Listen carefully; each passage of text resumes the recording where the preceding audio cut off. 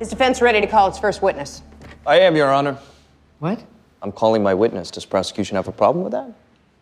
Objection. This is outrageous, Your Honor. They can't switch attorneys in the middle of a trial. And that would be true except for the fact that I've been co-counsel on this case from day one. Co-counsel? What planet are you living on? The one where Pierce Inspector Litt is my attorney of record. I have the employee directory right here. My name is in it. It's been there since the beginning of this trial, and if you wanted to object to me, you would have had to have done it at the beginning of this trial. Then I want them waiving all rights to a mistrial, and I want it in the record. Your Honor, I'm not going to be punished just because she didn't understand that I've been representing myself this whole time. He's got a point, Miss Gibbs. Then I want them waiving all rights to a mistrial based on him representing himself. My pleasure, Your Honor, because I don't expect we'll be needing a mistrial at all. Then call your first witness. Defense would like to call Gloria Danner to the stand. Please state your name for the jury. Gloria Danner. Mrs. Danner, a number of years ago, your son Clifford was convicted of murder and sentenced to prison. Is that right? Yes, for a crime he didn't commit. How do you know he didn't commit it if he was convicted of it? Because you proved he didn't. Mrs. Danner, can you tell the jury why it is that you're here today testifying and not your son Clifford? He was working late at that diner. It was the only place he could get a job when he got out.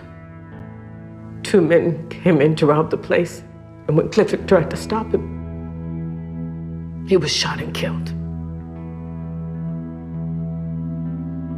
I'm so sorry. I worked my whole life to put him through school, and he ends up dying in the back of that shit restaurant in that shit part of town. Can you tell the jury why you agreed to come and share your story for me today? Prison ruined Clifford's life. And if you had been our lawyer from day one, he never would have been convicted in the first place. Thank you, Gloria. No more questions, Your Honor.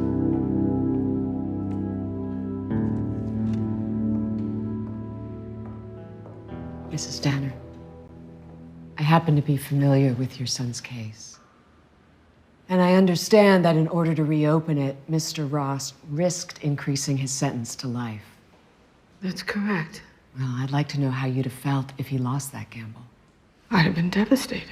And if that happened, how would you have felt if you then found out that Mr. Ross wasn't even a lawyer after all? Objection, Your Honor. How many hypotheticals can she ask? That's okay. I think everybody in this courtroom knows how they would feel. No more questions, Your Honor. I wouldn't have cared what a piece of paper had to say, because Mr. Ross is the only lawyer I ever ran into that ever gave a damn about my son. Mr. Ross, would you care to call your next witness?